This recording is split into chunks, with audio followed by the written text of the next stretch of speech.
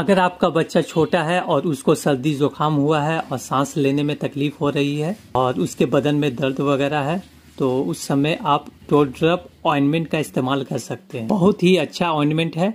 ये बच्चे के नाक को खोलता है और बच्चों को कूलिंग इफेक्ट देता है। बच्चे के अंदर जो सूजन और बदन दर्द होता है उसको ठीक करता है।